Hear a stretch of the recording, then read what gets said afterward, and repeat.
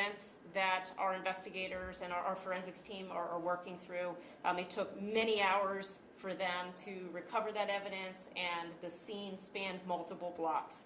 We are still evaluating evidence. We know that it's going to take us some time to continue to do that and to do it properly, as well as evaluating evidence from other sources in order to determine a possible motive behind the unspeakable actions of the suspect. The 56-year-old suspect, who we did identify yesterday, has had numerous encounters with law enforcement from multiple jurisdictions, covering a time frame of more than 30 years. Some of those encounters included incidents that involved our patrol officers, others involved incidents that involved our outreach team, and still others included incidents that involved our mobile crisis team. In just a few moments, Colonel Andre Davis, who is the Bureau Chief of our Criminal Investigations Bureau, will provide a timeline of events as we know them now, as well as some other details that we have not yet provided on this case. Before I turn things over to County Executive Olszewski and then Fire Chief Joanne Rund, and then finally by Colonel Davis, I just want to take a moment to recognize the courage that was displayed by our officers who responded to this complex and unfolding active incident that occurred on Saturday morning. I am extremely proud of these members of the Baltimore County Police Department, and I have no doubt that their decisive and heroic actions were what caused us from not having more loss of life and what ultimately brought this tragic incident to a close. I also want to thank the members of the Baltimore County Fire Department, as well as the 911 operators and the police and fire dispatchers for their professionalism, their endless support, and the critical roles that they held during this unfolding incident, as well as the work that they do every day. And with that, I'd like to turn it over to County Executive Olszewski. Thank you, Chief. And thank you, Chief Rund and Chief Hyatt, to both you and your teams for the leadership and courage displayed these past few days. In a bit of irony, I was at Delaney Valley Gardens the day before this horrific incident, where we commemorated those officers and firefighters who bravely run into dangerous situations all the time, who made the sacrifice, the ultimate sacrifice to do that. And this was certainly a reminder of the brave men and women that we have in Baltimore County in both the police and fire services who are willing to do that. So thank you to both of you, Chief Hyatt and Chief Rund. I first want to extend my deepest and most heartfelt condolences to those who lost a loved one in this horrific incident. And I likewise want to extend my prayers for recovery and healing, both for the individual who was injured, as well as the community who was devastated by this action. You know, we hope that we are able to trust our neighbors. We have a social compact, and that compact was broken, and my heart aches for the residents who were impacted by these actions. I do want to applaud Chief Hyatt again and her team for connecting our mobile crisis team with the community, where we are ensuring that any and all resources needed for our residents are being provided. This is certainly an incident that produces more questions and answers in this moment, and we know that this is an investigation that is complex and will take some time. However, I have every confidence that both Chiefs Hyatt and Rund, along with their leadership teams, their investigators, and their staff, are fully committed to a full and thorough investigation. And we certainly don't think that now is an appropriate time for speculation, but this is, I think it's worth noting, the second time standing here with Chief Hyatt in the wake of a mass shooting that we know has some nexus to a mental health component. Each of those situations were unique, but taken together, they've proven that we certainly need to take a more serious look at any gaps that may exist out there. And we know that we will learn more in the coming days and weeks, and we will continue to look at whether changes are needed, be they local, state, or even national. We look forward to a better understanding as I know that all residents of Baltimore County and our surrounding region look forward to as well. In the meantime, I ask for patience as our very talented and capable investigators do their work, and I would ask that you would please join me in keeping the individuals, families, and communities impacted by this horrific incident in your prayer. With that, I will turn things over to Chief Rund. Thank you, County Executive Olszewski. My name is Joanne Rund. I am the Fire Chief for Baltimore County.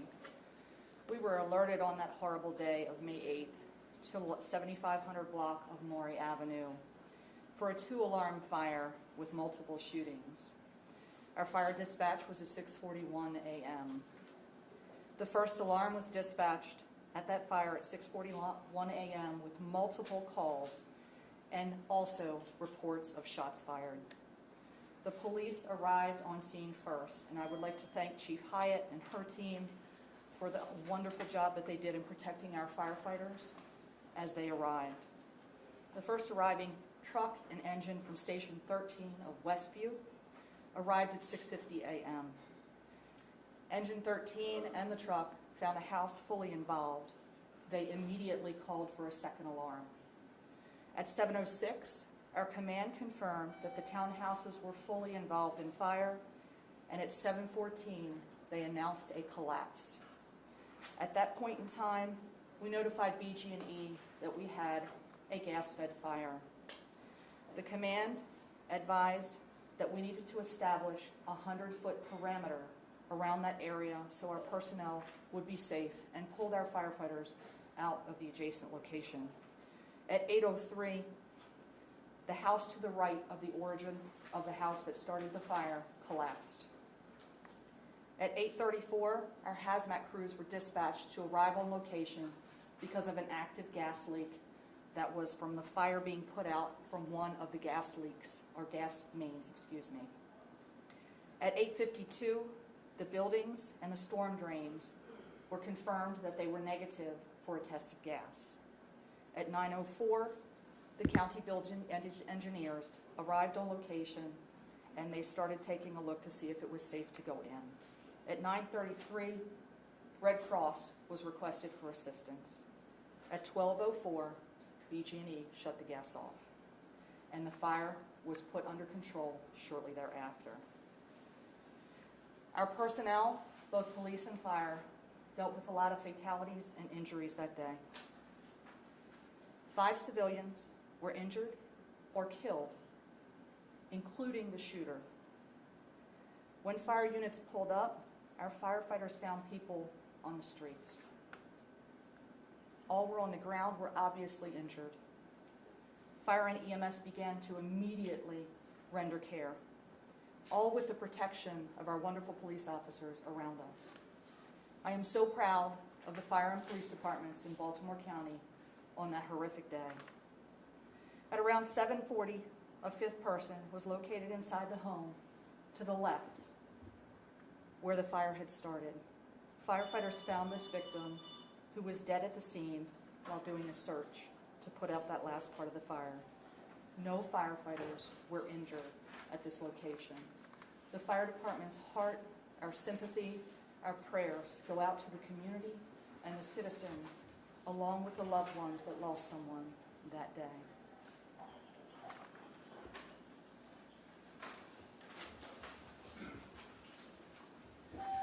Well, good afternoon. I am Colonel Andre Davis, Criminal Investigations. On Saturday, May 8th, police received multiple calls into the 911 center at 6:40 a.m. Witnesses reported hearing and feeling large explosions in the 7500 block of Maury Road. The first officer arrived on the scene at 6:44 a.m. As the first officer arrived on the scene, he encountered 56-year-old Everton Brown in the parking lot. The officer ordered Mr. Brown to drop his gun numerous times, and when Mr. Brown did not comply with the officer's orders, the officer then fired his service weapon at Mr. Brown. Additional officers arrived on the scene and provided backup. Four officers fired at Mr. Brown until they were able to safely take him into custody. The shooter was pronounced dead, and as he was being transported to the hospital. We believe that Mr. Brown entered his neighbor's home where he stabbed and shot Ismael Quintanilla. Mr. Brown then followed Sarah Allicott into the parking lot after he shot Sarah in her home as well. The neighbors came outside, and they too were shot, one fatally. Law enforcement officers has had numerous contacts with the shooter, and this includes our mobile crisis team. Between August of 2008 and April of 2021, there have been 3 peace orders filed by residents against the shooter surrounding his behavior. The shooter had 2 guns legally registered to him. One of the weapons was seized in 2010 by the Baltimore City Police Department. The other handgun remained in his possession, and that is the weapon believed to be used on Saturday's event. We continue to investigate this shooter's background and encounters with police. This is still a very active and ongoing investigation, and we will provide additional updates as information comes available. So with that, thank you very much, and I'll turn this back over to Chief Hyatt. Happy to take some questions. How is it possible for this individual to have so many contacts with police, and according to case search, he has been found guilty of improperly maybe carrying a handgun in a vehicle? How can he still have a weapon? So as you can imagine, we have a lot of questions right now. This is a very extensive time frame. We're looking back for about 30 years of contact with this individual. There are a lot of incidents that we are looking back on. We are actually having a team scrub every single encounter that we have documented with this individual. As we begin to dig through this information and as we begin to come up with some theories on this, or look back to look forward, we will continue to put out information. We wanted to have this press conference today. We felt that it was critically important to be able to stand up here and tell you what we do know, tell you the timeline as it stands right now. But again, there is more work to be done ahead of us. We have days and weeks of work ahead of us to really look into this. And you said the mobile crisis team has had contact with the individual? Yes, they have. Did they diagnose any kind of mental illness or et cetera? Was he on medication? So our mobile crisis team doesn't per se diagnose people. We send them out to situations when people are in behavioral crisis. But they see multiple people over the course of the year. As you know, the county executive recently announced that we're going to be expanding that program. Part of what we're looking back on right now are every single encounter that mobile crisis, along with our patrol officers and our outreach team, had with this individual. But based on your investigation so far, have you determined whether or not the individual suffered from some kind of mental illness? You know, right now we don't have anything that is a diagnosis, but I think that all of us collectively, based on some of the behavior that we know this individual was engaged in the past, encounters he had with our police officers, comments that he made to our officers as well as neighbors, I certainly think that we can infer that he had some type of mental illness. As for what his specific diagnosis or diagnoses were, that I don't know right now. Chief, along that thread, are you aware of any extreme risk protective orders enacted involving this suspect, specifically by officers in the department? So right now, that's some of what we're looking back on. As you know, for ERPO, or Extreme Risk Protective Order, there are some very specific elements that have to be present for that. As of right now, we have not seen any, but part of what we're continuing to do as we take a look backwards is to see, when ERPO was enacted in 2018, so it's throughout, we've had 30 plus years of encounters with this individual. It's only been enacted, over the last few years. I will tell you, our department absolutely has embraced, red flag, embraced ERPO.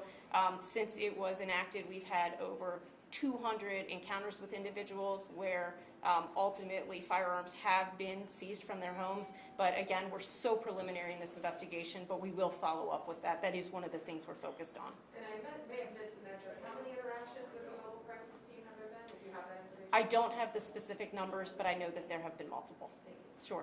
Multiple neighbors said that they believe that this could have been prevented and that they're upset that more wasn't done to address his mental health issues, saying they came to police and the homeowners association saying they knew something like this was going to happen and it was only a matter of time.